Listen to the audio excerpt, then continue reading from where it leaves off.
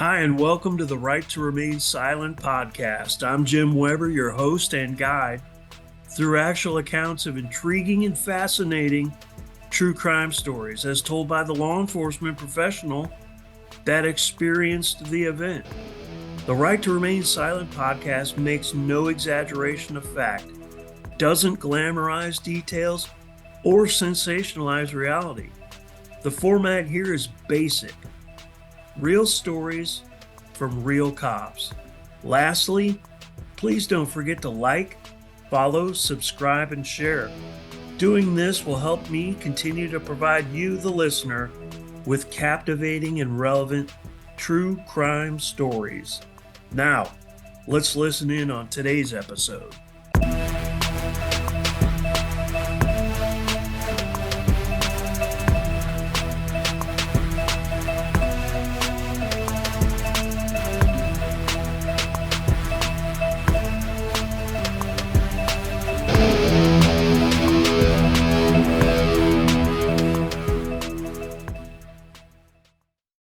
Hi, and welcome to today's episode of the Right to Remain Silent True Crime Podcast.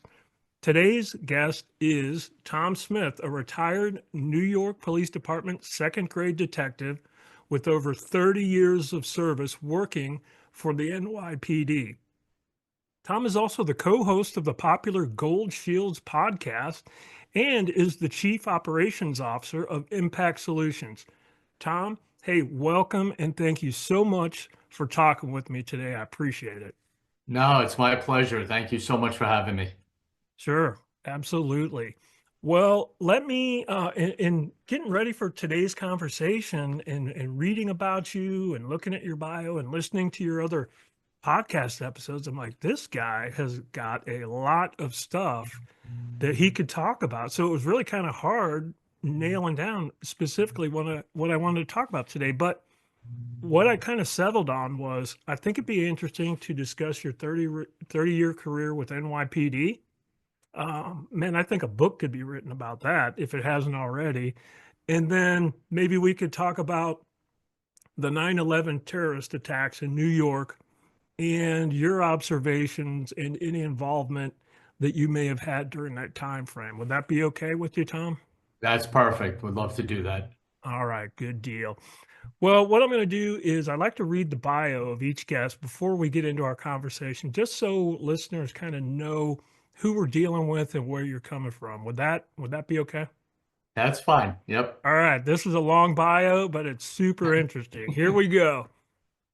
Tom began his distinguished career with the NYPD in 1990 following his graduation from the academy. He was assigned to the 30th Precinct in West Harlem, one of the busiest precincts in the department at that time.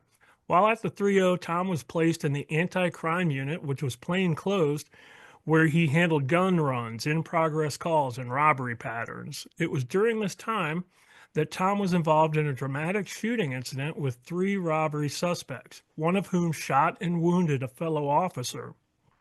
Tom and his team successfully neutralized 2 of the suspects and apprehended all 3, earning Tom the Medal of Valor for his actions during this incident.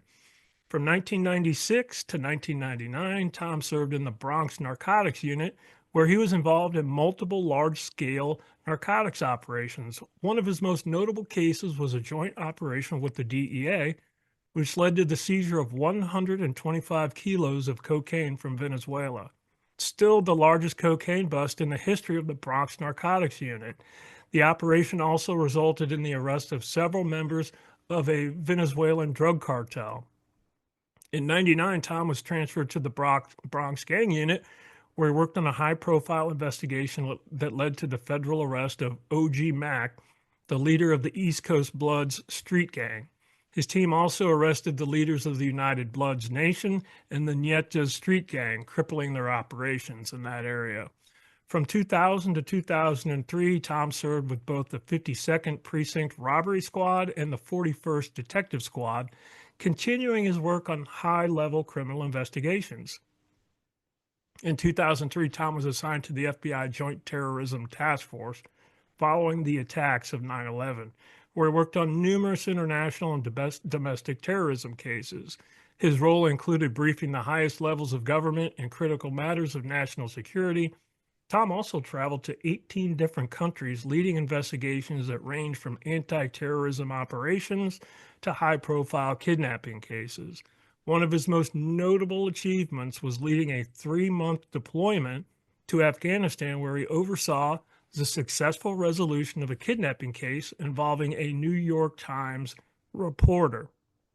Tom's vigilance and expertise also led to the prevention of a planned school shooting, which was thwarted just 6 days before the attack was going to occur. During that arrest, law enforcement recovered a hit list, a diagram of the school, and materials used to make pipe bombs. Throughout his career, Tom held a top secret or SCI clearance and briefed some of the highest ranking members of the United States government. After 30 years of exemplary service, Tom retired in 2020 as a second grade detective. Wow, that is a fantastic career. Very lucky and very fortunate. Right place, right time, a lot of them. And just something that I was always taught. If you're gonna do it, if you're gonna do it right, and do it the best way you can. So that's what I just kept doing my entire career. Yeah, that's a fantastic mentality. Let me ask you, why is it that you got into law enforcement and why specifically NYPD? Well, my dad was a retired NYPD detective. He served in the NYPD for 26 years from 1950 to 1976. So I grew up in that world. I grew up as my dad is my hero and wanted to be everything he was. I was just so drawn to what he was doing and the work that the police department would do, especially on a detective level. It was just something I was just kind of born into. Dad always thought maybe I would, maybe I wouldn't, but then when he realized that that's what I was going to do, was so supportive, as well as my mom. But it was just fascinating to me the work that was done in figuring out cases and being in New York City and being a member of the best and largest police department in the world. And there was nothing else I wanted to do. That was it. That was a singular focus that I had and just went forward. And just what I said to you about working hard, that was something my dad told me when I graduated. Uh, he very simply said, listen, if you're going to do this job, do it great. Whether you're answering a phone or doing a homicide case, just do it great. And that's what I just thought of every day that I went out there, no matter what it was, the case or the briefing or however, whatever was in front of me, that's my mentality was going forward. Yeah, and it sounds like that mentality, kept you as a on the right track and a successful detective. So that's the way to do it. Well, and it sounds like, the episode today is about Tom and your career, but it's interesting that you mentioned your dad and the historic times of law enforcement and specifically with NYPD back in that time frame where he was with the Knapp Commission and Mm. I think Frank Serpico and all those incidents. So I think I would bet your dad would have great stories and interesting content as well. Oh, it was the best. It was the best ride into the city you could ever have. It was a history lesson. If we were going to a Yankee game and me as a young kid, or going down to my sister's apartment in the city, we would drive, and every street that we passed was a story. Every neighborhood was a story, whether it was in Upper Manhattan or in the Bronx. And either before or after a Yankee game, we always went to one of his old commands. We went to the 4-4 Detective Squad or the 4-1, where he still had his friends and former partners working. So I got to meet them and they became part of kind of my life. To this day, Jim, I still talk to one of my dad's former partners' families. And Wow. that's going back to the 60s and 70s, when they worked together. And I Yeah. still talk to them to this day. And that's what that job was and still is, in my mind. The camaraderie and the partnerships that are built become family after a while. And that was another part of it that I was drawn to. Yeah. Well said. Well said. Okay, you just explained why you wanted to become NYPD officer. Let's briefly talk about how you became an officer, the time frame that you applied, when you applied, what the process was. Could you just share a little bit about that? Back in that time Yep. frame, you didn't have the internet or an app that you pull up and you just, you quickly email your application and things happen instantaneously. Walk us through how that was. Yeah, you actually had to go to one of the precincts and fill out the application. That was the only place you could get them. So you had to go in and ask for one, go into another room and fill it out. Very simple, form, but you still had to go to a precinct in the city to get that. And then, they handled it and you got a notification in the mail. Everything was in the mail because there were no computers. So you waited for that letter telling you when and where you were going to be taking the test. And I actually took the NYPD test in 1987. And believe it or not, and I tell this all the time because it shows what that job meant during that time. When I took the test, 85,000 people took that test. Wow, that's And you look at numbers astronomical. today of departments struggling to get officers involved or hired, and 85,000 people took the test that I took. And that's how revered that job was in the NYPD at that time. So I took it, and because of some political hiring freezes that were going on in the city at the time, we didn't get hired until 1990.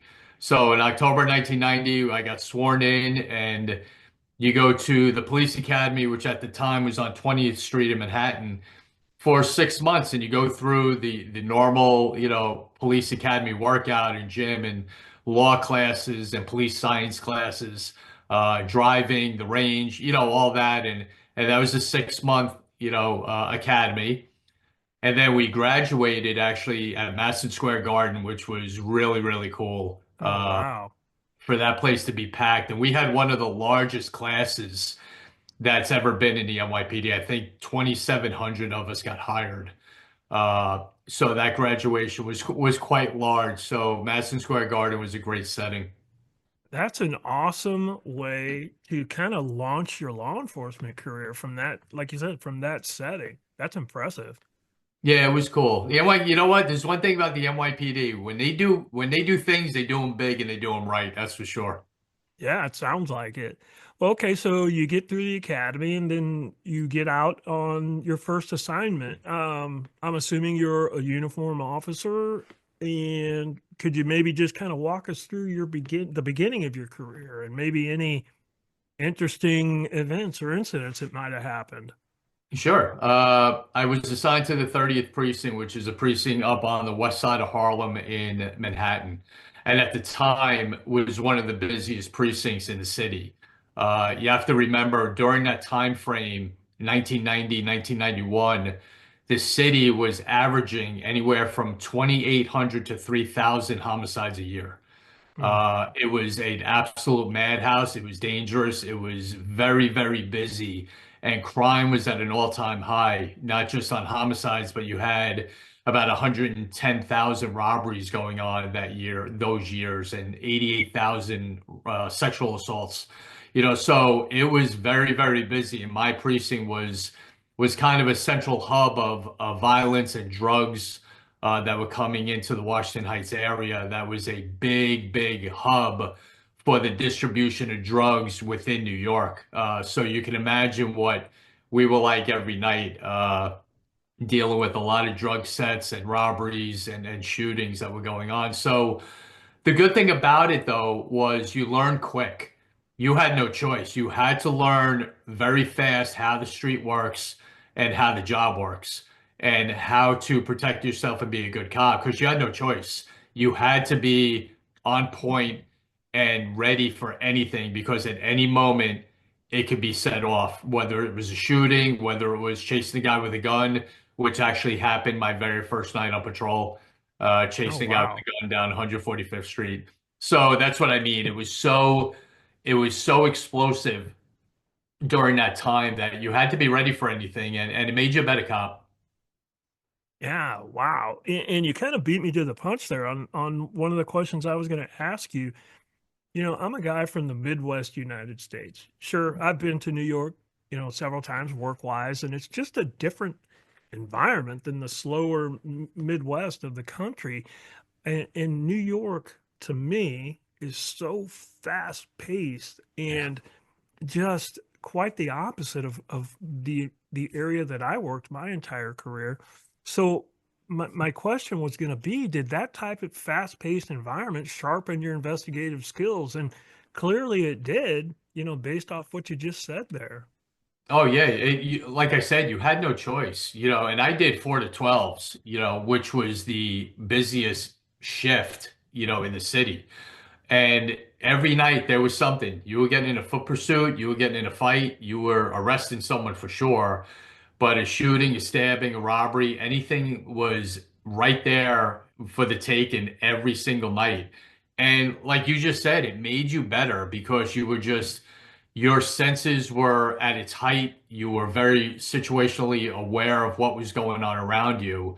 And so did your partner, because everyone kind of had the same mindset when you're working in a busy area. And I had a great partner when I was on patrol in uniform. So, and then that carries over to what I did next, which was I got picked up for the anti-crime unit, which is the plainclothes unit within the precinct. And you're in plain clothes, you're in an unmarked car, and you're doing patrol, but you're doing it in that situation, being kind of in the shadows, sort of. So that was a great, Mhm. great place to work because you were dealing with in progress calls and robbery patterns, within your command. So that was a great place to work. And I was only in uniform for, I think, about 3 years before I got picked up for anti-crime, which was, like I said, a Oh, great wow. place to work.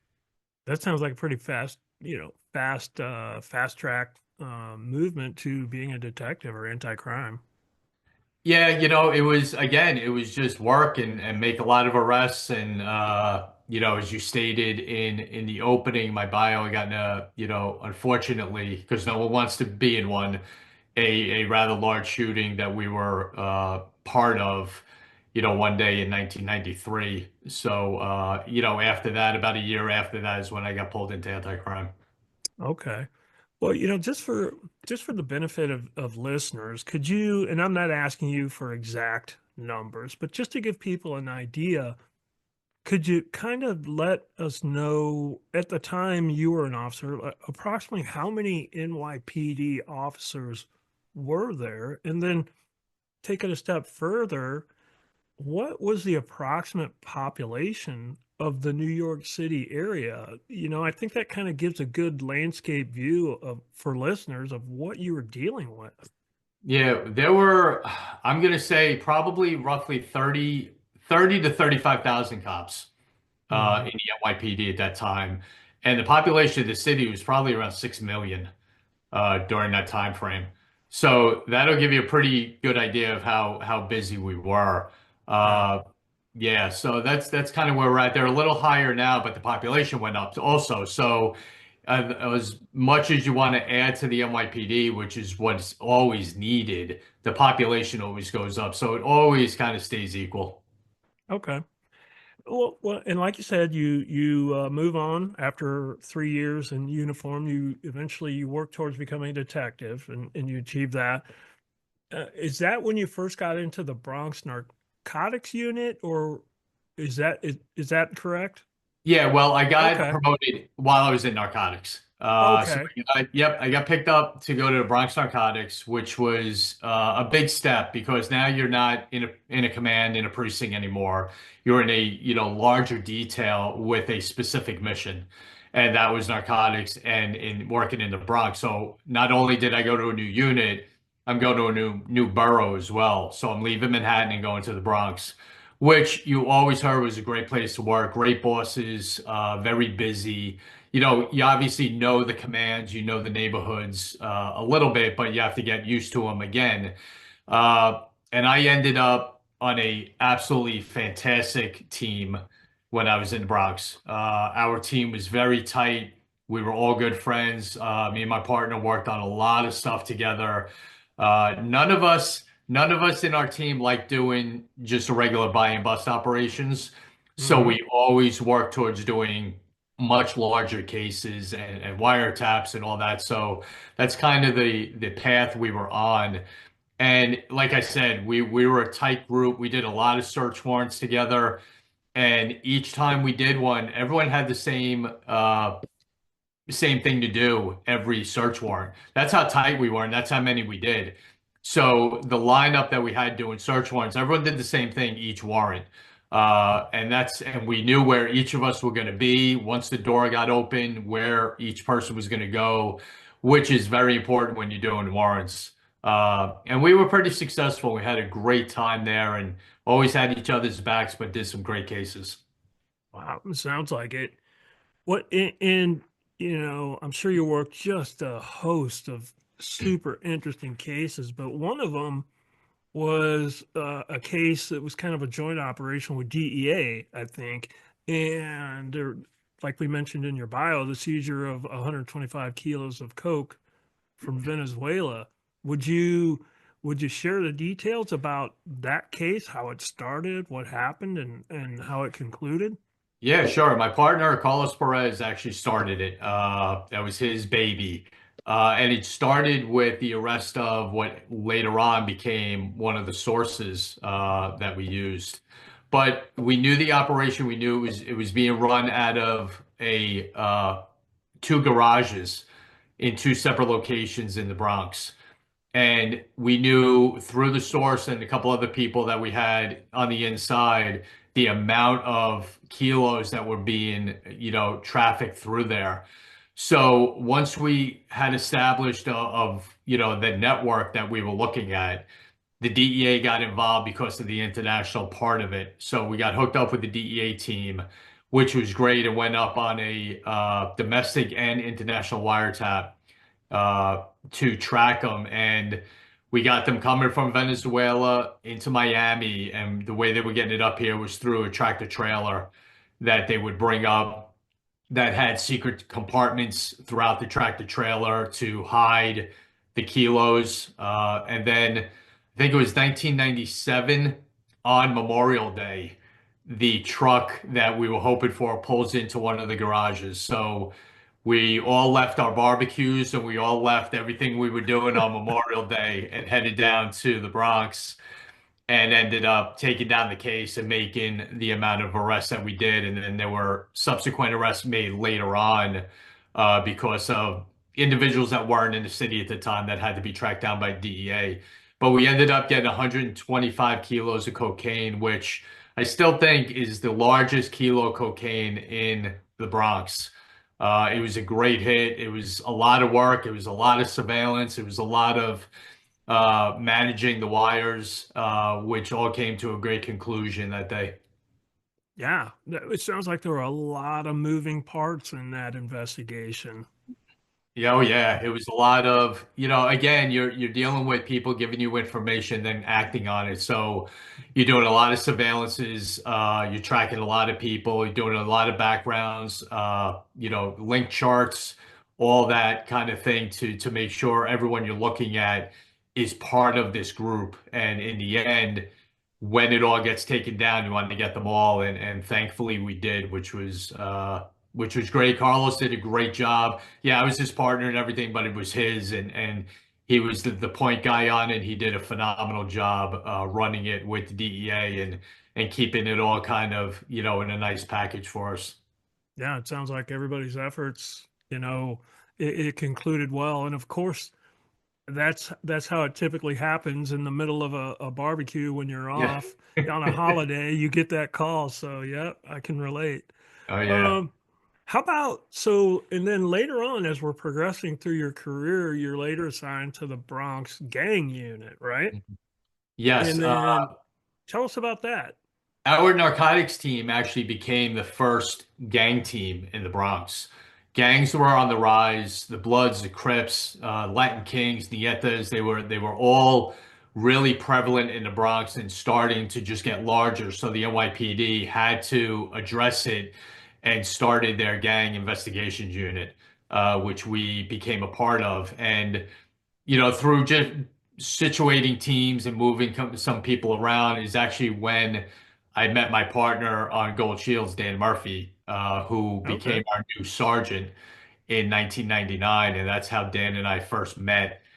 In the middle of looking for the head of the Nieta street gang is when Danny popped up. So he got a real quick introduction to us before we started on a 3-day manhunt for this one guy. So Dan and I became very quick friends because of that case. And it was interesting because you got to see how gangs are developed. And it's very similar to a kind of mafia link chart or, progressive tree of the head, the lieutenants, the capos, the runners, and all that.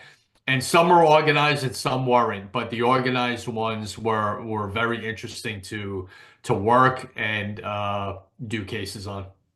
Yeah, and I always found gang investigations fascinating. That always interested me in these types of groups and organizations. And I can only imagine in the New York City area, you have every type of gang, like the gangs you just mentioned. You have different organizations, Hell's Angels, outlaw motorcycle gangs, Black Panthers, perhaps. So I'm sure there was no shortage of work for that group.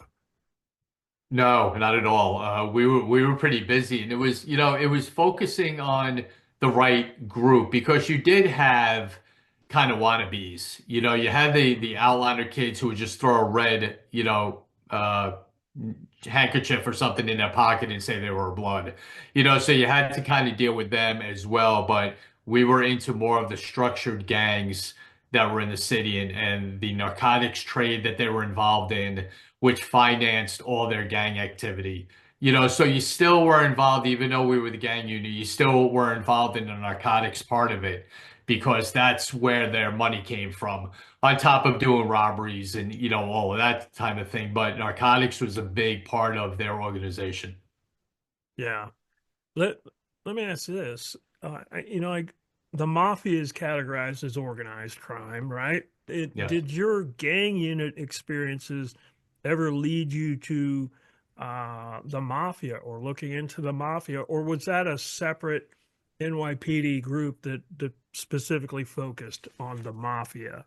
Yeah, that was a big group, Organized Crime Control Bureau or the Organized Crime Investigation Squad. They handled all that type of work, all the mafia, all the organized crime when it came to them.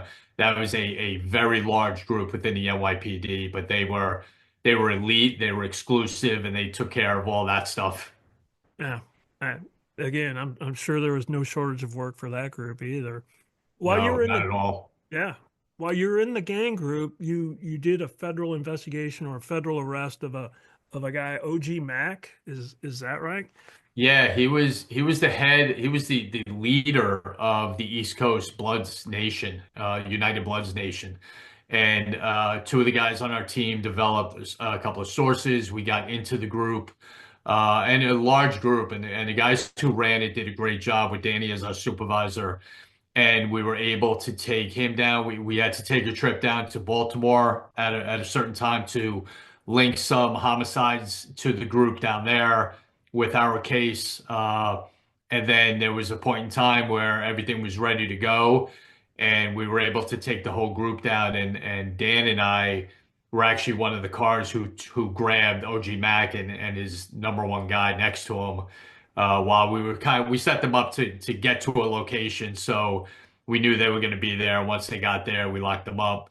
And OG Mac is now a proud occupant of the Supermax facility in Florence, Colorado for a very, very, very long time. Oh wow. Sounds like a bad guy Oh for yeah, sure. For very bad. sure. Well, as you're progressing through your career and moving to these different groups and working these investigations, 9/11 happens in New York City. And I think that it's an important part of American history to talk about. And I was really thinking about how should you and I address this today as we move through your career. And I thought maybe at this point we could kind of transition to 9/11. Mhm. And that, once we talk about that, that'll kind of explain the latter parts of your career where you get into JTTF and where JTTF leads you in your investigative work. So Mhm. if you don't mind, could we talk about the terrorist attacks of 9/11?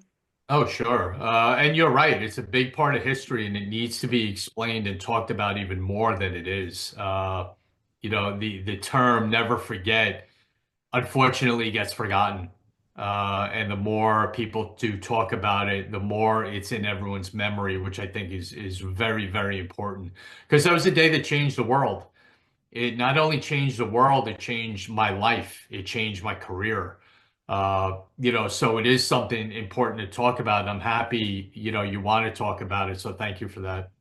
Sure, definitely. And I agree wholeheartedly with you that, and maybe through no fault of an individual, but maybe they weren't born yet, or Right. maybe, something along those lines. But I agree, it's important to discuss this, and it affected so many people, the victims of that Hmm. event, the family members, the friends. It sends ripple waves through society, how it affected you in your career, how it affected me in my career. I was a federal agent for US Customs.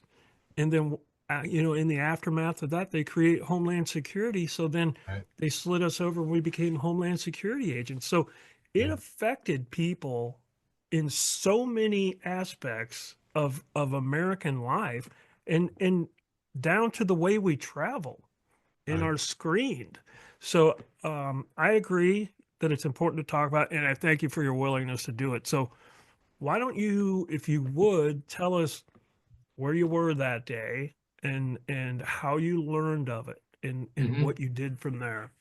Well, I was in the 5-2 robbery squad in the Bronx with my partner from narcotics. We were teamed up again. So Carlos was my partner again, and to this day are still great friends.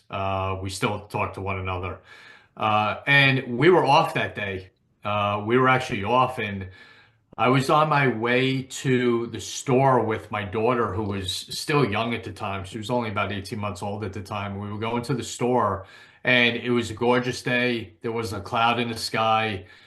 And I remember while I was driving, for some reason, just goofing around with my daughter, I didn't have the radio all the way up, the volume all the way up.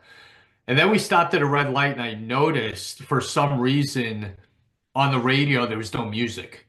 It was just someone talking, which was odd. You used to just Hmm. music being played on the radio.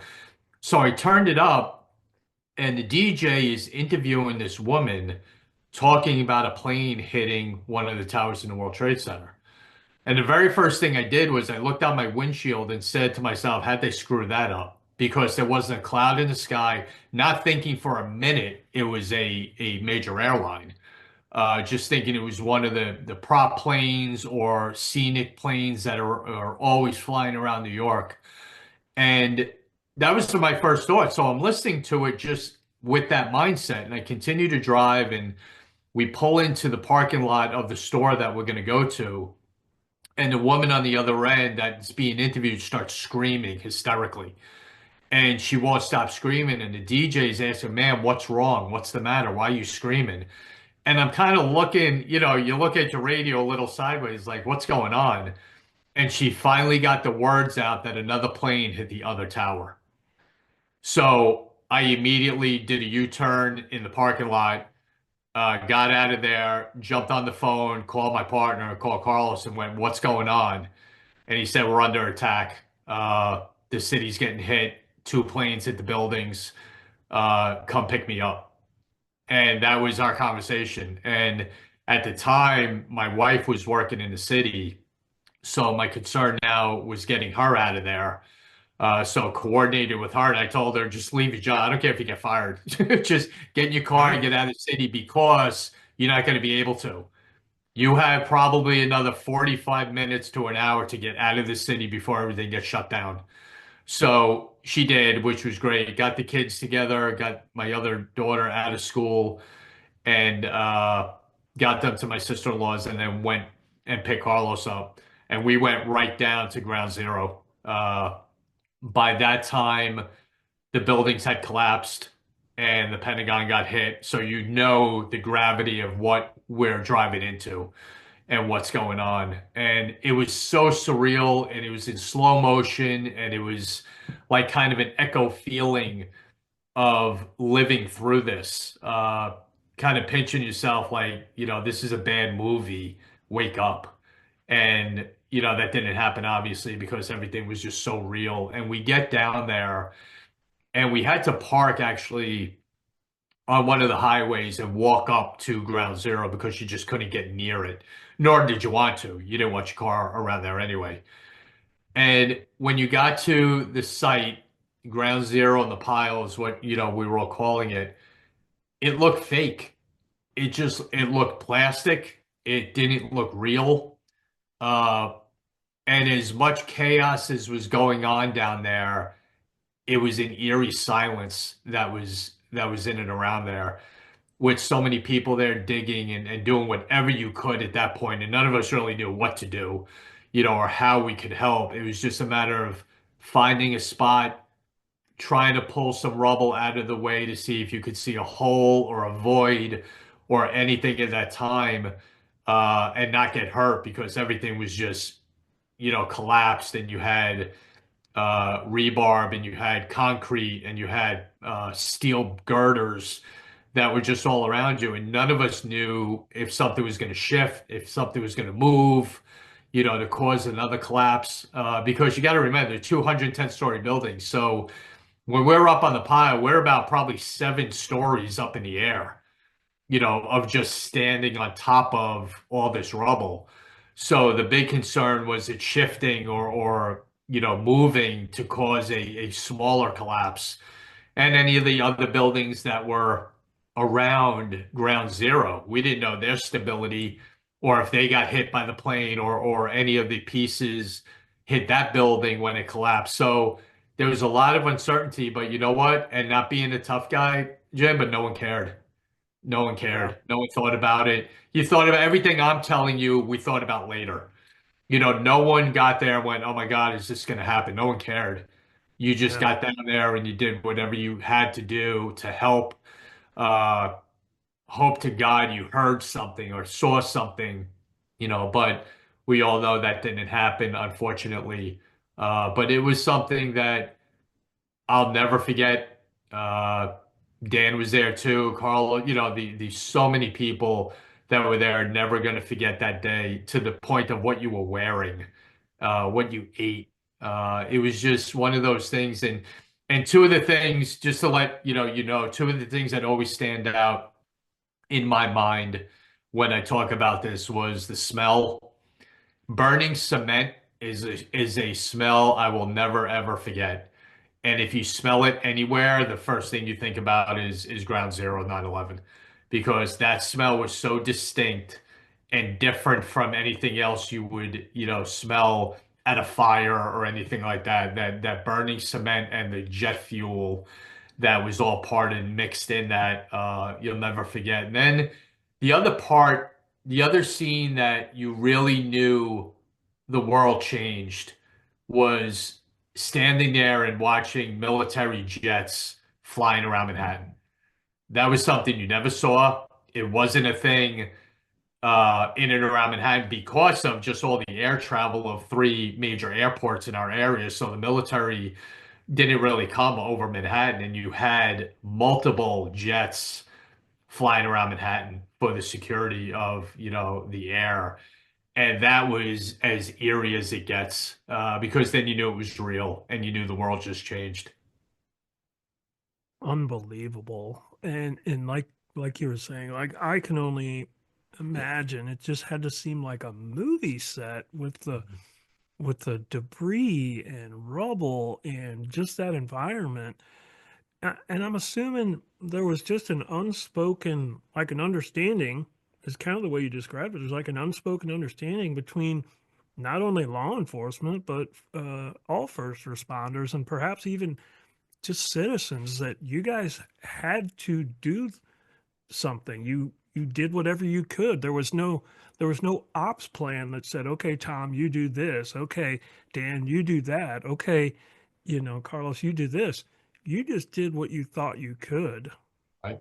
Yeah, I mean, you got to the location, you found a way or a path, however you could, to get up on the pile, and you just kind of hooked up with whoever was there, and you got an area, and you just started digging and looking and crawling and getting a flashlight from someone, to kind of lean down into the pile and look around and hope for something, and that's pretty much all you did, and then. I think the next day is when kind of the bucket brigade started with just lines of people with buckets and getting as much out of theirs as you could. But that was always another thing. You'd sit around, you'd stand there and go, "How is this getting cleaned up? Where do you start? How is this gonna work?" But it did. It once it became not a recovery situation because no one was alive, and just kind of a cleanup, it made it a little easier. So you had different details that we were manning at the time. You had, Ground Zero. We had a contingent of officers at the morgue, which was one of the other details. And then the other large detail was out in Staten Island at one of the landfills. And that's where they were bringing all the debris from Ground Zero. So, because you couldn't go through it anymore there because it was so packed in. So they were putting all the debris in trucks in on barges and bringing them to a landfill and dumping it there. So you would get detail to Staten Island to go through all the rubble. And that was just as bad, if not worse, than being down at Ground Zero. Because now everything you couldn't see because of it being packed in at Ground Zero, you got to see. And you can imagine what we had to do there and what we found and what we had to recover. And that being out in Staten Island was tough to be. And you were out there a lot. A lot of guys went out there, a lot of girls went out there and had to do what we had to do to try to ID people, recover things, for families, and that was a rough one out there. Yeah. Well, I can only imagine, and I know not only myself, but I know countless people appreciate what you did and what everyone did out there to recover from that. So thank you for your involvement in doing that. Um, what do you think? What is there a lesson that can be learned from that response? Is there a lesson that can be learned in law enforcement from that incident, that attack, and then the overall response? Does that make sense? Is that a fair question? Yeah, I mean, I think what was learned on an investigative level was uh, different federal agencies stopping the "it's my ball, I'm gonna play with it, and you can't play" crap, and start sharing as much information as possible to get the largest response to investigate something. And it was, during that time, it was bad between certain agencies and certain bureaus in the federal government of not sharing information. That was a big part of the misses and the missteps and everything that happened before 9/11. So I think that was a big lesson that has been changed. And I saw it firsthand, as we'll get into getting down to JTTF. But, you saw that mentality change because the past way it worked failed. So there was no need or no way we were going to fail again. So everyone being on the same page is a uh, big thing that was learned from 9/11. Great point. That's a great point. And speaking of 9/11, the 9/11 Memorial and Museum, I think I was fortunate to be able to see that and tour that. What are your thoughts on that? Or are you able to bring yourself to tour that? And if so, what are your thoughts on that? Yeah, I've been down there a couple of times. We got a tour from one of the curators a couple of times. So being down there was very special. I think they did a magnificent job with the outside of it and the footprints of where the towers were and the waterfalls and everything that goes into, what you see on the street level of the memorials with the names. And I think they did a masterful job. And that was not easy because everyone had their own view of what they wanted it to be. And when you have so many ideas, it can become quite burdensome and quite a Herculean task to get something like that done because there's so many opinions about the way people wanted it to be done. And I think they did a great job with it. The museum everyone should go to. If you're in New York, you take the time to go there and see it one time because, as I stated, one of the tours that I got was with my family. And my oldest daughter was, I think, in the third grade or second grade at the time of 9/11.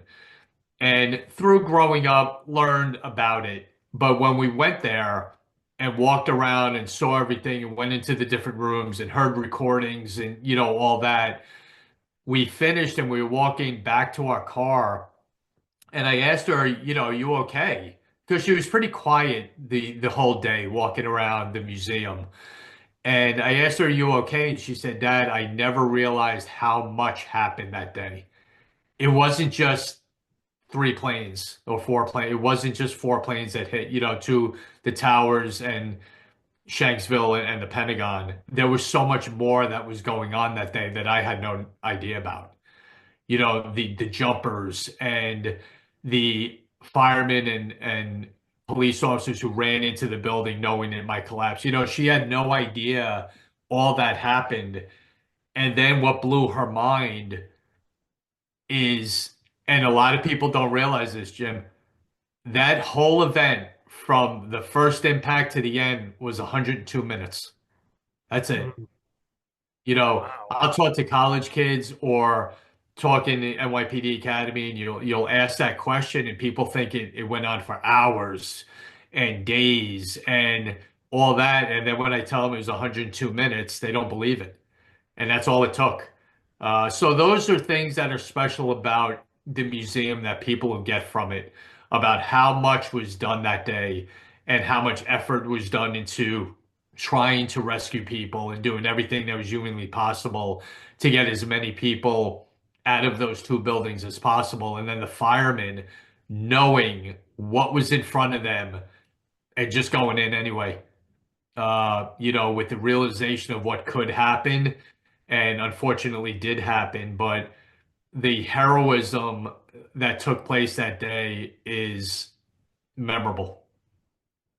Yeah, I would agree, and I echo your sentiment. I would encourage anyone and everyone, if you are in New York, to tour that because it was one of the most somber, eye-opening, and emotional experiences I have ever experienced when I toured that. And I walked through it with other law enforcement officers, and it was just complete silence, Yeah. not only amongst us, but amongst other visitors that were walking through and observing that. It is a very powerful, it's a very powerful place. And again, I agree with you. I would just encourage everyone to visit that. It kind of, it shows you what happened and it, in a, I don't know, weird way, it kind of restores your faith in humanity. Yeah. It does a couple things. It proves that evil exists in the world that caused that to occur, but yet it also proves that the human spirit can triumph and overcome that type of tragedy. So I appreciate you sharing that. I know that's probably not the easiest thing to do, so I appreciate that. Is there anything else 9/11 wise that you think is important to mention to listeners, or do you think you pretty much covered it? Yeah, the only thing that I say sometimes if I'm on something else is, don't forget it. it shouldn't be 9/11 shouldn't be once a year. And it shouldn't just be remembered on the anniversary. It should be remembered throughout the year of what happened. And like you just said perfectly, there's evil in the world and they're still out there. And that has to be known and that has to be dealt with. But the remembrance of the people we lost and the families that were lost that day shouldn't be just centered on one day. It should be remembered throughout the year. Agreed, wholeheartedly. Well, that kind of transitions us to a different part of your career. You know, you're working gang groups and robberies and drug investigations, and then 9/11 happens, and then shortly thereafter, in 2003, you're reassigned and you're moved to a different group, the Joint Terrorism Task Force. Could you tell us about that? What brought that about for you, and how that aspect of your career moved forward? And maybe for the benefit of listeners, just kind of give a brief description of what is JTTF and what it addresses. Sure. Well, first of all, it is a it was a phone call that was made. I called a former sergeant that I knew right after 9/11, a couple of a year or so after 9/11, whenever it might have been, to ask him a completely different question. And he cut me off and said, "Hey, where are you?" And I said, "I'm in a 5-2 Ram." He goes, "Okay, you need to come down to 26 Federal Plaza. Uh, I need to hand you this packet, fill it out so I can get you down to the task force." Now, Mike and I had worked together in the 3-0 when I was in anti-crime. So, he knew me. We saw each other throughout my career when I was in narcotics. So we knew, some of the cases that I worked on. And that was how you got down there during that time. It was handpicked people who had done large scale investigations, who, others knew that could handle a kind of different tempo of investigation and a different level of responsibility and urgency. So that was uh, it's quite an experience with being asked to go down there because that was a very elite unit. You didn't get asked to go there, and no one went there. There was a very small handful of detectives that worked there prior to 9/11. So it was just one of those places that, was very special and very elite. And then having the opportunity to being asked to go there, meant a lot. So it took about a year to get all your background check done and security clearances done before you were able to go down there. And for everyone, what it is the FBI has the Joint Terrorism Task Force. They run it. It's part of their world. But what it is it's broken up into different units and different kind of extensions. So you have an international branch, a domestic branch, and a intelligence branch. And you have about 60 different agencies that are represented and work under one umbrella making up JTTF. So the amount of resources that are down there is enormous. If you need one particular department or agency, whatever, they're there. And all you need to do is get into contact with them. And that's why the New York office of the JTTF is the largest in the country. There's no one even close to it. That on top of working with the Southern District of New York and the U.S. Attorney's Office being the largest and most powerful U.S. Attorney's Office in the country kind of goes hand in hand. So New York had a lot of responsibility because everything hit on New York. Target was New York. Bad guys went through New York. So New York always had a hand in any big case that was going on, either domestically or internationally. So the New York office had to be the strongest and the biggest. And it was. We got a lot done. There was a lot of investigations that were done and threats that were taken down that weren't publicized, that no one knew about. And for good reason, because one always spun into something else. So there was never really a big public display of cases we were doing. And because of the security levels that we had and that these cases were categorized on. So you couldn't know about any of them. So, which made it easier for us because you just rolled with it. You went from one case to another, and there were a lot of cases after 9/11, other threats, other groups that we had to go after. So it was a very busy place. But you hit on it too, Jim. Completely different. You weren't going after the gang leader or the drug dealer on the corner in the Bronx. You were going after groups that want to blow the world up. And we had an enormous responsibility of making sure 9/11 didn't happen again. And that was all our focus because it wasn't going to happen on our watch.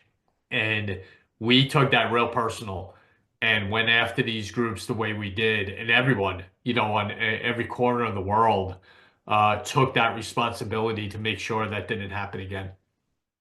Wow, that's a great description of the overall process and how it works. And I don't know if listeners realize this, but this you need to pay particular and specific attention to everything you do in investigative law enforcement. But this is, like you said, almost another level where you Mhm. cannot overlook anything, because in the event that you do overlook something or miss it, that could be a key item that could lead to another devastating attack like 9/11. So I agree with you wholeheartedly.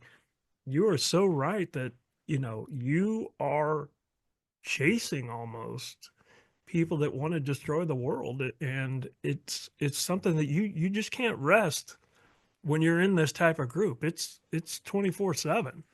Oh yeah, and This episode of the Right to Remain Silent True Crime Podcast is sponsored by Graphic Options. When it comes to custom screen printing, embroidery, and promotional gear, Brenda and her team are the real deal. I trust them with everything, whether it's a hat for my consulting business, a shirt for my podcast, or a large order of both. They've never let me down. They don't treat you like just another order.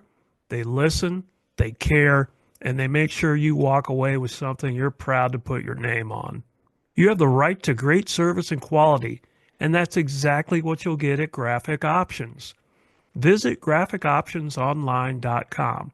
That's graphicoptionsonline.com, and let them know the Right to Remain Silent podcast sent you. Oh yeah, and you had to use your imagination. There was no 9/11 proved that thinking inside the box wasn't a thing anymore. You had to think outside the box. You had to think of the craziest things that could happen or something that was in the back of your imagination that could happen. And you had to remember that because that's the way they thought.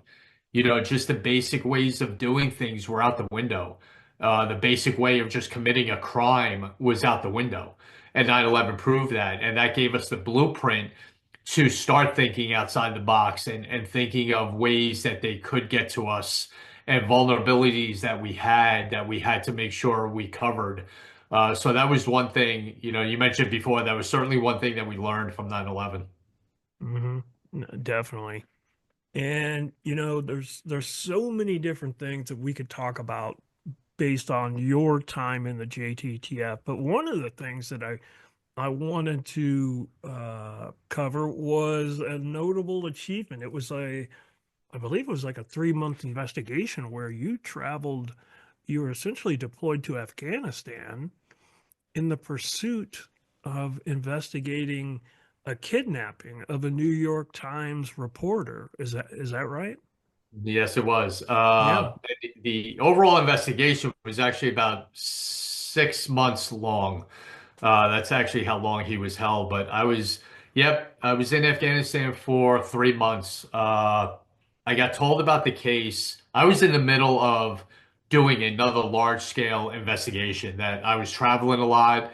I was real busy on, and it was a 9/11 related case, that I was running. And it was hitting a lot of places around, but got asked, walked into work one day, and the boss of my FBI boss had called me into his office, and I fully expected to be talking about our case, the case I was running. And he said, "Hey, we got to put your case on hold.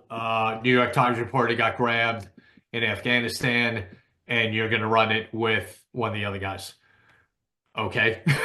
you So didn't have much shift choice there, it sounds like. shift gears real quick from doing a case to now running a international kidnapping case in Afghanistan in the middle of a war zone. So that's what we did. And Jim and I kind of uh, went in two different directions in the beginning, kind of divide and conquer. And Jim took off to Afghanistan first, and I stayed back to coordinate every agency that we needed in order to get this done, from the agency, NSA, the military, the bureau, everything conceivably that we had at our fingertips together to try to do this and get as much information on this as we could. And the other groups that we worked with were incredible. They were so good. And going down to, a particular military base that is pretty super secret, and getting access to go in there with what we had to do with tracking this group was pretty memorable. And then it came a point in time that it was my turn to shoot to Afghanistan. And I tell people all the time, I'm not in the military. I'm an NYPD detective that now is getting dropped in the middle of a war. So, certain things had to be ready. And I knew physically I'd be okay, tactically, and all that. But I had to get myself mentally ready for this. I wasn't going to Brooklyn. I wasn't going to the Right, Bronx. right. This was Afghanistan in, like I said, a full out military operation.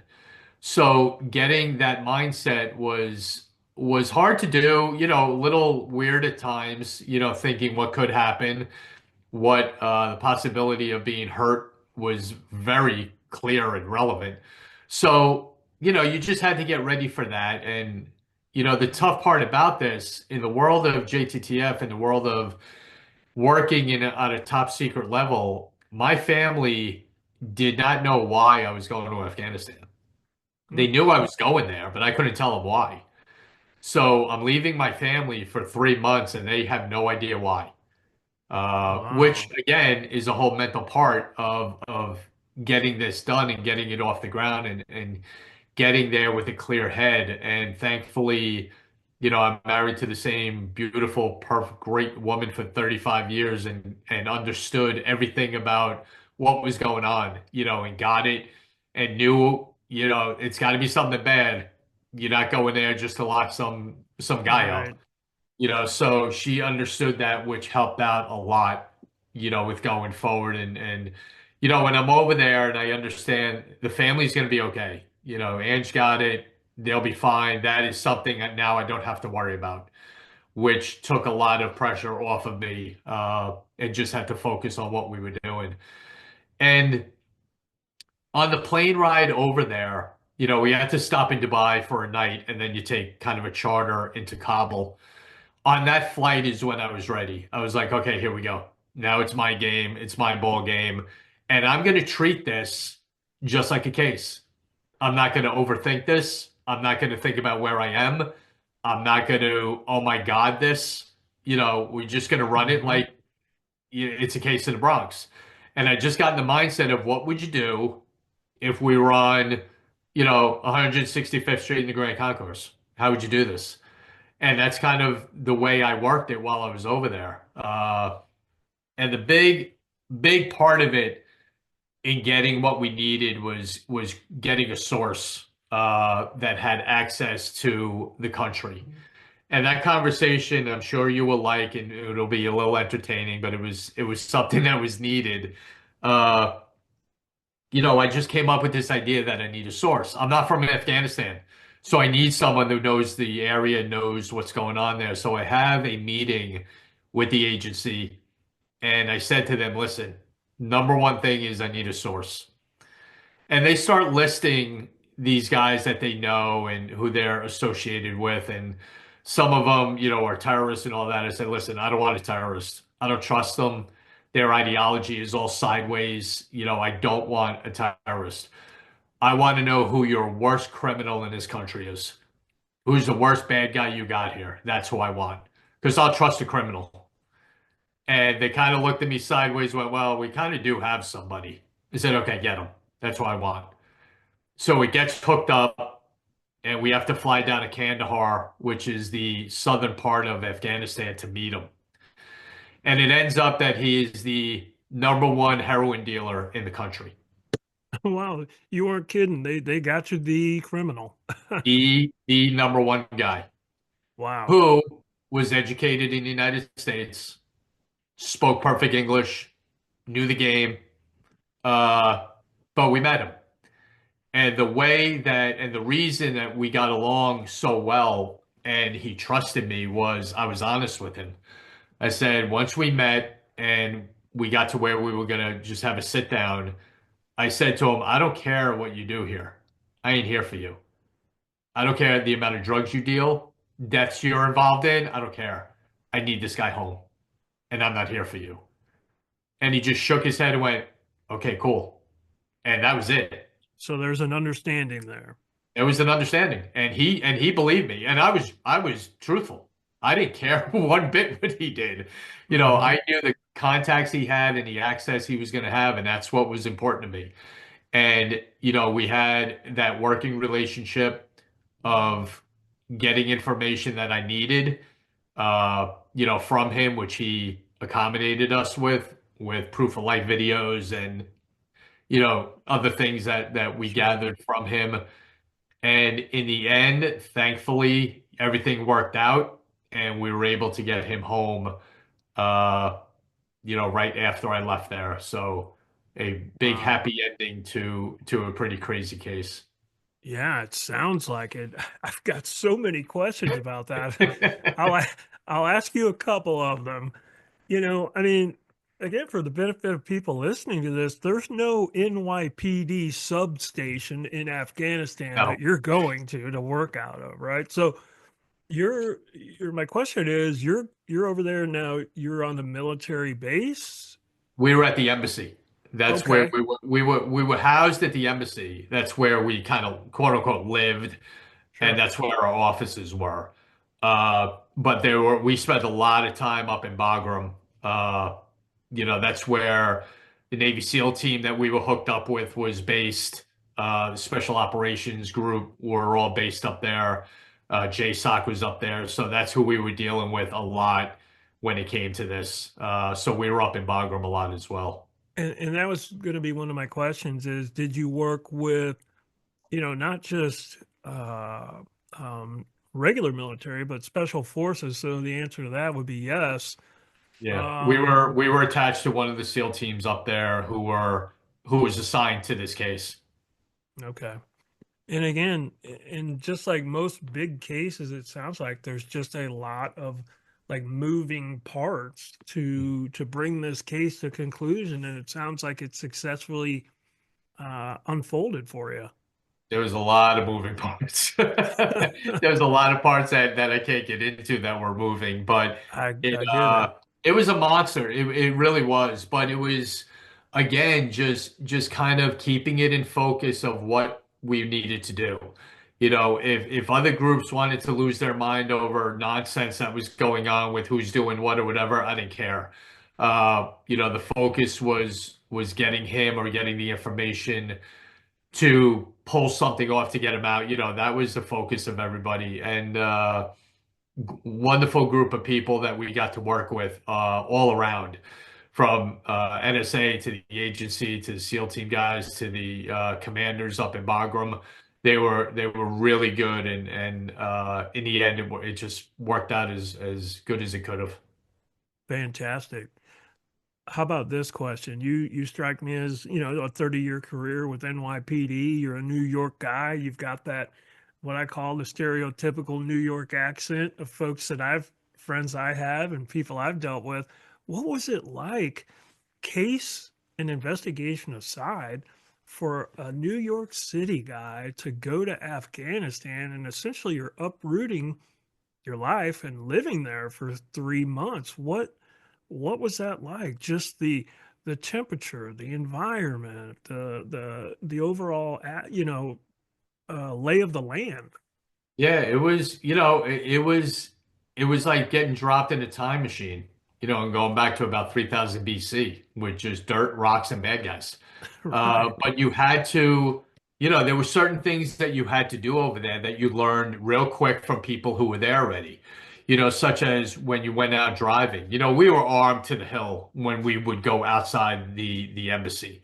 You know, we had our M4s, we had our sidearms, we had our vests, we had trackers, we had everything that was needed to be protected when we went out. But one of the things that, you know, you learned real quick was you didn't stop your car. If you were in a traffic jam, we pushed cars out of the way just to keep going. We would get up on a I heard sidewalk and that. Yeah. drive because if you stopped, you were a target for a sniper, for an IED, for any of that. So you learned that real quick. So you just had to get into a different mindset of being where you were, and you had to be even more on point, you know, when you were out. You know, driving around was dangerous. You know, and if you were the passenger of the car, it was your responsibility to look around, look for a double parked car, look for someone walking by themselves, look for someone walking near you. You know, that was the responsibility of the passenger in the car. And the driver had to make sure you're going fast enough, you know, to get through an area that you couldn't get targeted. You know, so there was a lot to do once you left the embassy area. And when you got back home, you took a deep breath and you went, okay, we're home. I can And imagine. that was something that was stated every night. You know, when we did run into a really dangerous situation while we were there. If you want me to Yeah, I was going let to you ask know you about about that, that. If sure, we sure, what we happened did to run you into guys? one. We were coming back from a meeting, and Jimmy. Now, I had Jim to begin with. It's a little confusing, and then Jimmy became my partner. All So it was right. Jim and then Jimmy. So Jimmy and I are driving, and he's driving. I'm in the passenger seat, and we turn a corner, and we end up getting surrounded by about 6 or 7 guys with AK-47s.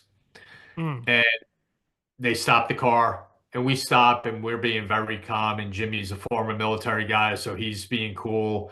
You know, I have, you know, my experience in not, you know, getting too ramped up too quick. So we stop the car, and the guy leans into the driver window and he's yelling and he's talking loud. And Jimmy doesn't understand him. And we're just showing him our IDs that, hey, we're with the embassy, with the military, blah, blah, blah. And he won't stop yelling, and he's actually getting louder and louder. So I put my back against the door of the passenger side because no one's behind me. So I wanted to get a just shot of everyone that was in front of us that we were dealing with. And to just give you a little background real quick, not to get off base, but a couple of days before this, Jimmy and I had an agreement and a conversation about under no circumstances were we ever going to get kidnapped. We weren't getting grabbed, and no matter what we had to do, we were getting out of it. And that was it. And not, again, not to sound like a tough guy and all that, but we just were not going to get grabbed. So that was on both our minds during this situation. And at one point, the guy we were dealing that Jimmy was dealing with leans into the car and grabs the steering wheel. mm. So at that point, I had my M4 between my legs and I grab it. I hit the safety off and I told Jimmy, move your head. And without even blinking or thinking, he just leaned back in his seat. And the guy saw that, let go of the steering wheel. I said, Jimmy, hit it. He slammed on the gas. We blasted one guy, sorry, uh, to get out of there. I dove in the back of the car, back of the truck, and laid down just in case they started shooting at us. But they didn't.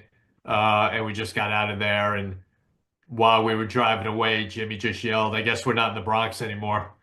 Uh, but that worked out well and we got out of that situation. But that just showed you, you know, of where we were, you know, and what we were Hmm. dealing with in that just lawless area that we were in.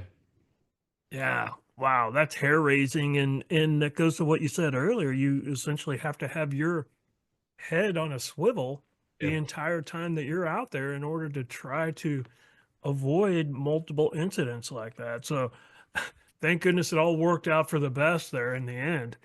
Let Thank me, God.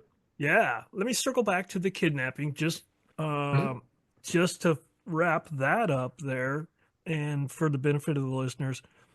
that investigation concluded you safely recovered the kidnapped reporter and got that individual home, correct? Yes, we did. Yep.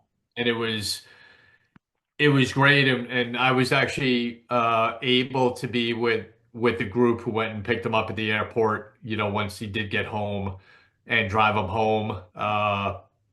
And I think the best part of it was a couple months later, I got a card. I forget whether I got it in the mail or it was on my desk at work, thanking me for everything that we did, and him and his wife were pregnant. Uh, Wow. so that kind of summed up everything. Yeah. When I got that card, so it all worked out. It's great to hear unfortunately you hear so many negative stories and so many stories that end in tragedy, Mhm. especially in that region of the world. So it's fantastic to hear a story that concludes in a positive manner. So great job there.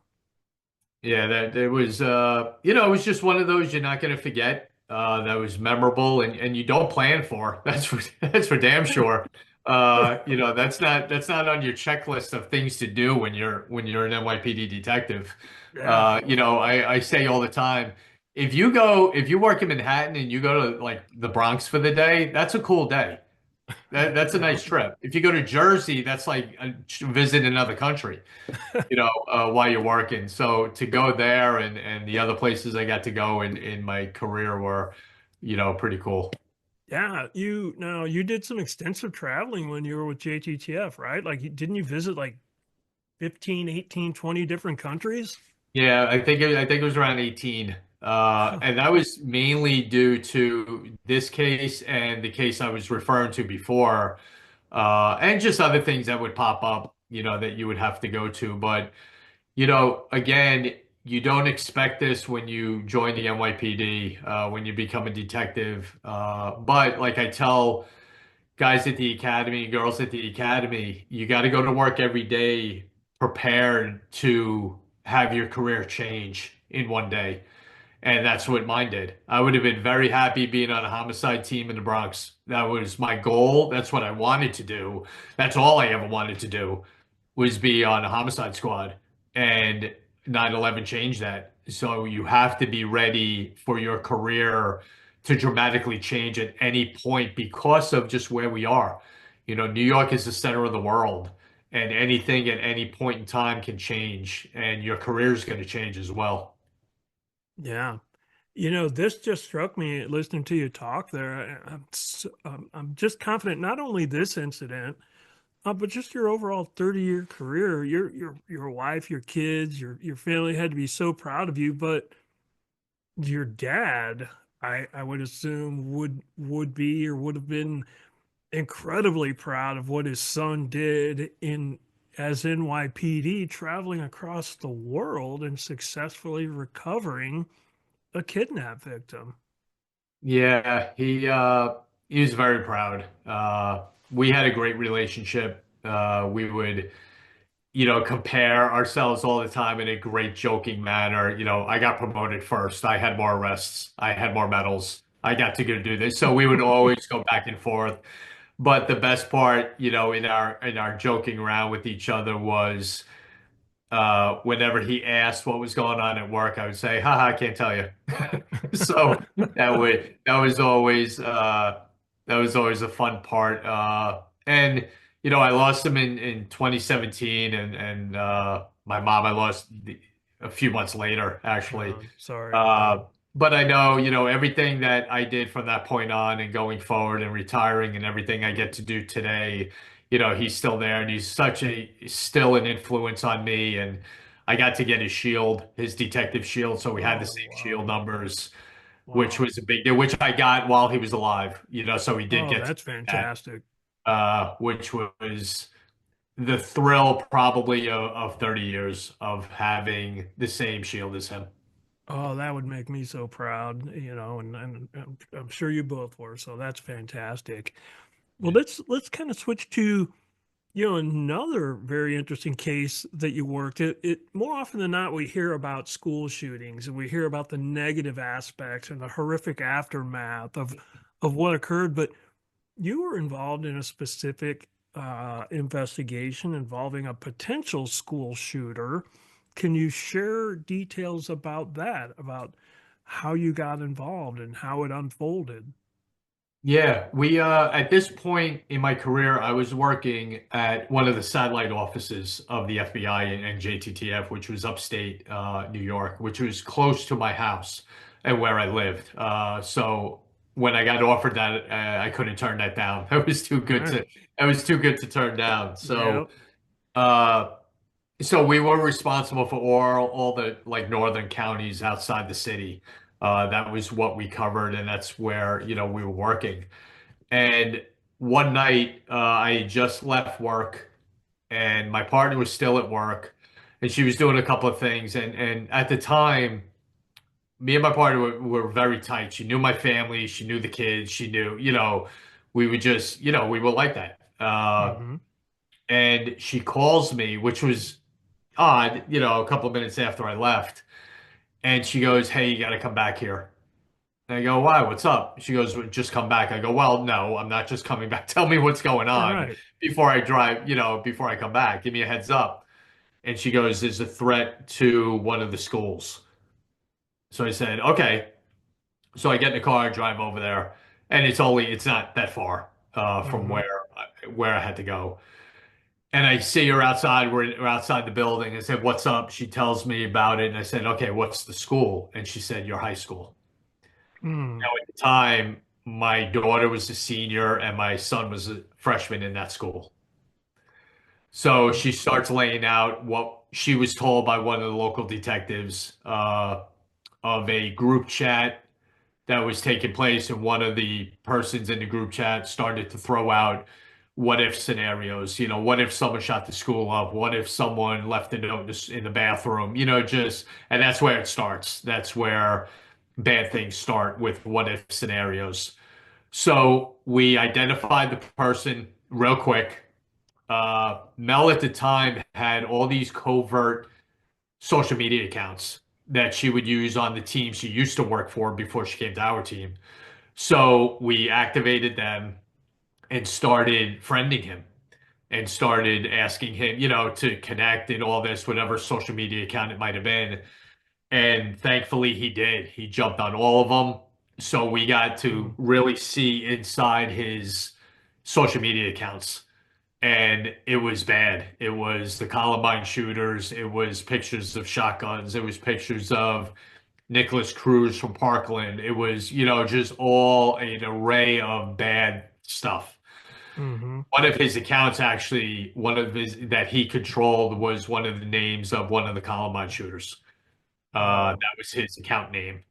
So we wow. knew what we were dealing with, and we started to do some really quiet interviews in and around the school. He wasn't in the school. He was suspended, so he wasn't in the school, so it made it a little easier to do some of the interviews. And what we found was he kept asking everybody when the last day of school was. Every time he had someone in front of him, he'd ask, "When's the last day of school? When's the last day of school?" So we determined that's what the target date was going to be.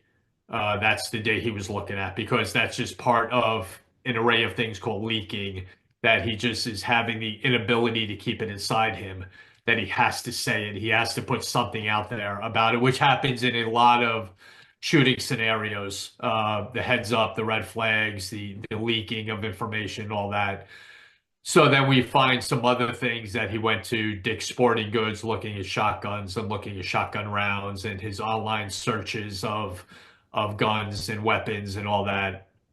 So we have a opportunity while he was away. He was down in Maryland for a couple of days. So we had an opportunity to look at some more stuff. And while he was in Maryland, he posts on one of his social media accounts, "I need a gun."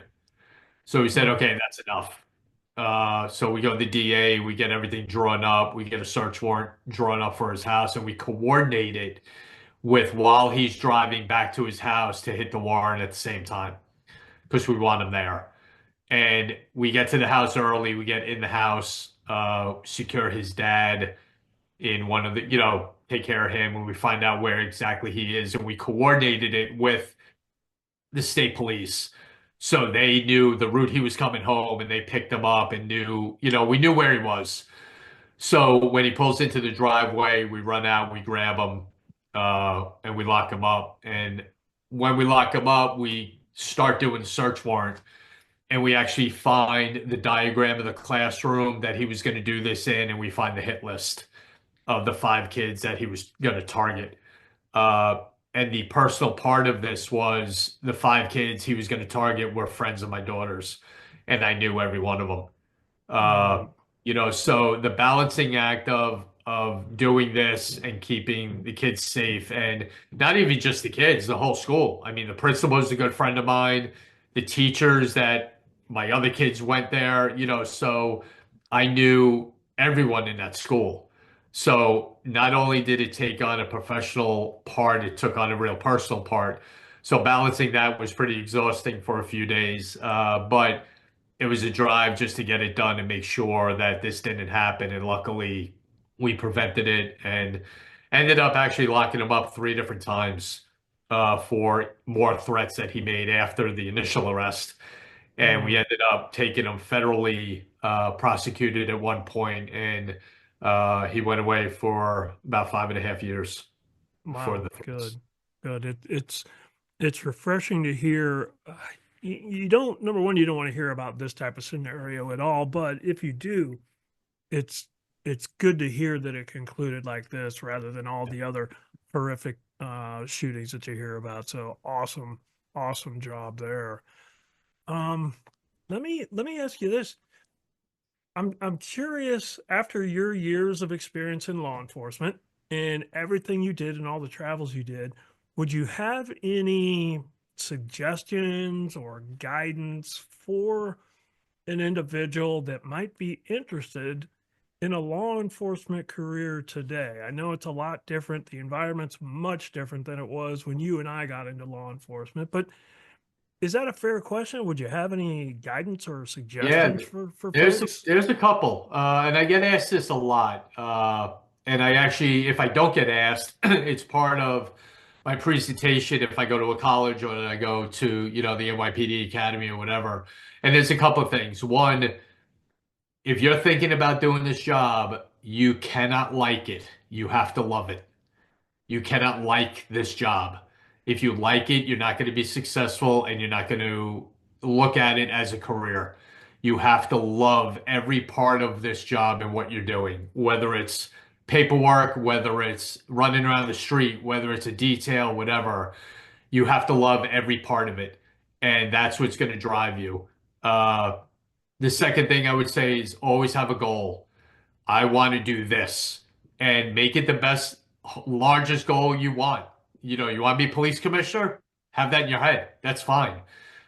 Because too many people and too many young people today that are going into law enforcement are looking at it as a job, and it's not a job, it's a career. And you can't look at it as a job because it's not. It's not even close to a job. With the demands that it has, both physically and mentally, it's not a regular 9 to 5, let me just do this job. You have to look at it as a marathon, not a sprint. So you need to have goals that you want to achieve. Be a detective, be a sergeant, be a chief, whatever. But that's going to drive you to do a better job and to be more on top of what you're doing and take it for what it is and be the best you can at it. And the last thing I always say, and people take this for granted, I think, Jim, work on your communication skills. Because if you can't talk to people, you are not going to be successful at this job. And under any circumstances, you're not going to be good at it. You have to have an understanding and be able to talk to people on every single level, whether it's the richest person in the world or the poorest person in the world, or the best citizen in the world or the worst criminal in the world. You have to know how to talk to people and balance who they are into what you're looking for. Because if you can't do that, it's not going to work. You're not going to be good at what you do. And communication is the world. Nothing happens without communicating. Whether you're, just talking to a source like I had to do in Afghanistan, or you're briefing someone from the White House, you have to know how to speak to people. And that is one of my biggest things that I tell everyone. If they want to brush up on a skill, that's it. Man, that is fantastic advice. That is a great way to put it, and you are 100% spot on. So I'm glad I asked you that question. That's a great perspective and so accurate. Let me ask you this. So in I think it was 2020 you retired, right? Yes, sir. Yeah, after 30 years at NYPD, a busy career, a fascinating career, you retire from the department. I'm curious, like, did you jump right into something else, or did you take some time after retirement, or what was it Well, like I for was you? I was actually forced to take time because I retired a week before COVID blew the world apart. Oh, I wow. retired Yeah. on March 6th, 2020. Sorry. Uh, Wow. so I couldn't do anything for any amount of time because no one was doing anything. And Yeah. you know what? Taking a year off was okay because of everything I did for 30 years. I was like, you know what? I could take a year off. Uh, Yeah. but then you get into, okay, I got to do something. And then, the next steps of my life kind of took over and where I'm at now. But, it was a good time. It was just 30 was a nice number. I saw where I was in JTTF, the bureau starting to change a little bit and getting in a direction that I wasn't comfortable with. I didn't like. Uh, I had nothing holding me back from leaving. And there was not to sound, but there wasn't a lot more to do, and I was Yeah. still healthy. I still had my brain. I wasn't limping yet. uh, everything was still intact. And to get out of a 30-year career in the NYPD and the fortunate stuff I got to do and be okay all around, is a plus. So I had to take advantage of that because you always see that person or a few people stay too long and something stupid Yes. happens and whatever it might be. So everything just kind of lined up for it to come to a nice end.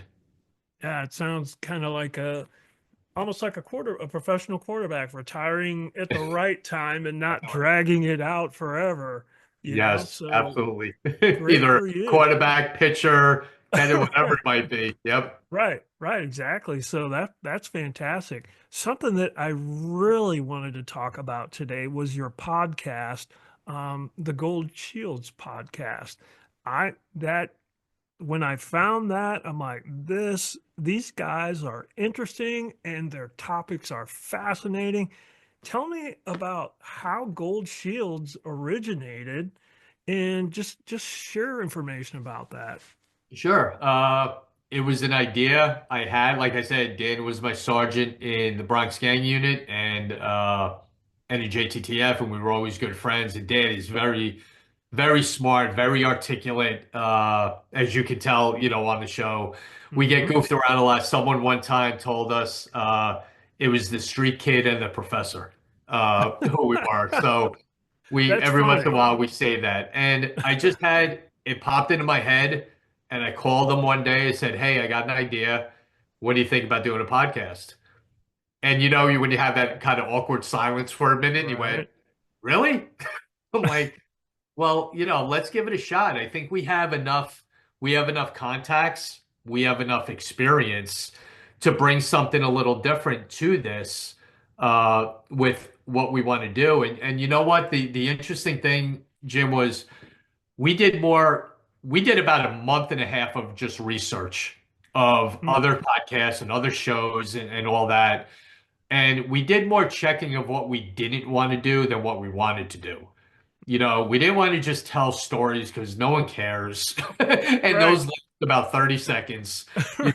before someone hits, either rewind Next. or next, Yep. whatever.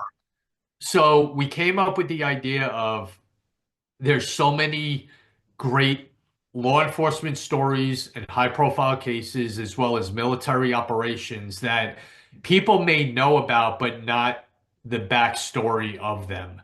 So let's get the people who actually did those and get them on the show to get interviewed about their experiences in cases or investigations or missions that people know about, but now you're going to hear from someone who actually did it. And that's what we do. I mean, we have law enforcement, the military, victims of crimes, of high profile crimes that we've interviewed, family members. Mental health is a big part of our show as well, and bringing awareness to that. So those stories come out, human trafficking, all these things that are in the forefront of the news today. We want to get the people who did those things and get them on the show and tell their own story. And Dan and I say it all the time, our names are on it. It's our show and everything, but we kind of just guardrail the interview, and the show is our guests and what they go through, and we don't have a script to the show. We don't write stuff down. It's just a conversation of questions that come up depending on what the story is. And Hmm. we'll have little bullet notes, written down, and things like that, but the essence of it is just a conversation of incredible heroism and choices and things that these men and women that we've had the honor of having on our show have gone through, that it's just been a great ride. And the hardest part about it is doing the next show. Like, all right, that one was great. Now we got to do another one. Right. Now we got to do another one. And we tell everyone, when we started this, we had 7 shows scheduled. That was it. We didn't Wow. know what we were doing after that. We didn't know what number 8 was going to be, if there was going to be a number 8. And then it just took off. And, you start having people ask to be on the show, or, hey, I know this, you should call this guy or this girl. That would be a great story. And it just completely went from there. And thankfully, and with the help of the man upstairs, we just started our 3rd season, and I think we just released our 117th show. So that was a long way from 7. Uh, Yep.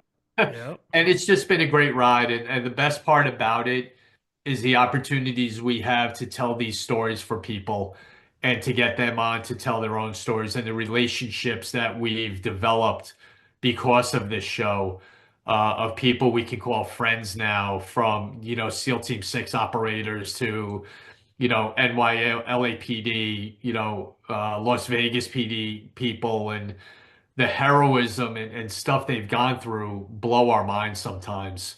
Like I said, there's no script. So a lot of the stuff that people and our followers and listeners are hearing, Dan and I are hearing for the first time as well. Mm. Which is what we wanted, because we wanted our emotions or reactions to be authentic. And some great stories, and some are sad, and some are tough to get through, depending on what it is. But we're really lucky, and we're blessed, and we're really happy where we're at. Yeah, it's a great show. It's refreshing to hear a show that focuses on, you said there's some great stories, but some sad stories, but it's so refreshing to hear positive uh positive stories about positive law enforcement people and interactions. So I love your show. I highly recommend people to listen to the show. Whatever your recipe for success is, you figured it out, so keep it up, you know. A lot of smoke and mirrors, and a lot of chances, a lot of, hey, what do we got to lose? You Yeah, know, what do we got to lose? We're not, the good thing is, I say it all the time. I actually, my wife reminds me of this sometimes. Like, you know what? We're not ABC. We're not Fox. We're not, right, you don't have to be. You just have right. to enjoy what you're doing. And yeah, numbers are numbers, and you look at them every once in a while. But, what drives it, Jim, is, I'm sure, and you feel the same way, when a show gets released on YouTube, or the multiple audio channels are on, and you get that one comment saying thank you. Thanks for bringing that story out. I didn't know that about that story. Keep it up. You know, when you get those are worth more than every number, every subscriber, follow, whatever it might be. When you get those reactions from people means, you know, we're doing something right. And thankfully they're tuning in and listening. Yep. Keep up the great work there. Um, and not only do you have a great podcast, but you're a sought after, guest on multiple podcasts as well. I think recently I listened to you. I listened to it. You were on, I think it's Team Never Quit or the Yeah. Marcus Luttrell podcast show. So, you're in addition to having a great podcast, you're a very fascinating guest as well. So I appreciate you coming on today to share some of your stories. You know what? It's a great ride, and it's, you know, the opportunities that you get, you don't pass on because they're not going to be here for forever. Right. You know, so and I just look at it as this is a great time, and it's fun, and you know now we're going to be friends, you know, Yeah. from now on, and that's how this all works. And I can't thank everyone enough for the opportunity to be on other shows and talk about gold shields or talk about, you know, experiences that might help a young cop or someone that's even on the job now. You know, with anything I can provide, and that's the way I look at it. It's just a fun time, and you know, you can't pass on these opportunities that you have. And I'm so grateful and thankful for, you know, you reaching out, you know, with your successful show and others. And, you know, the Marcus Luttrell thing, I had really had to like pinch myself, like, holy crap, this is, Oh yeah. you know, and, Right. you know, him and Nancy Grace and, you know, other things that I just have the absolute, you know, honor to be part of. So it's all just a good time that hopefully lasts for a little while longer, and we'll see what Yeah. happens. If I were a betting man, I would bet yes, it's going to be around a while. So, well, it's just a couple other quick things before we conclude. You're affiliated with a company called Impact Solutions, and I believe you're the chief operation officer or the vice president. And isn't that a company that focuses on an alternative to pepper spray? Yes, it is. Yeah, tell us about that. Dan, my partner, you know, he's the president. I'm the Okay. vice president. We have a couple other people that we work with. And what it is, we just saw the need for a chemical irritant out there that could actually be good. Pepper spray is horrible, you know, and it works great on cops. You know, when they go to spray a bad guy, the cops get it just as Yeah. bad, and sometimes worse.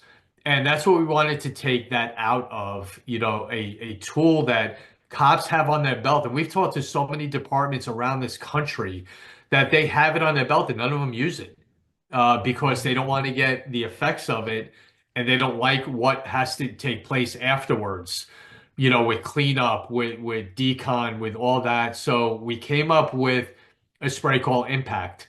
And what Impact is it's a chemical irritant and it's a targeted spray that is an extreme eye irritant. We thought you take the eyes out of a bad guy and you can do a lot. You know, they can't see where the cops are. That's a good thing. So what the spray does, it completely takes your eyes out of the equation. When you're sprayed with impact, you cannot see. It burns, and the more you blink, the more it activates. Mm. So the more you try to get it out of your eyes, the more it's going to hurt. And there's a couple of great factors that pepper spray is that impact is not. There's no impact on your respiratory system. There's no impact on your nasal cavity, and there is no cross contamination. So I can spray an Mm. individual and jump right on them and nothing is getting on me. We can use impact inside, in a car, in a room, in an elevator, and the only person that's affected by it is the bad guy. That's Nobody else. You're crucial. gonna smell it, and it smells like vinegar and potato chips. Uh, and that's it. That's the only effect you're gonna have on it. And then on the law enforcement side, what the big selling point is, as soon as you have the individual under control, you get a half a bottle of water, pour it over their eyes, wipe it away, and 30 or 40 seconds later, you are fine and completely back to normal. Oh, that sounds like a no-brainer product that needs to be out there. Yeah, and it's getting out there. We're doing, we did a big presentation down in Florida recently to about 30 departments down there. I'm headed to Connecticut in a couple of weeks. Danny was up in Washington State. We're in Texas.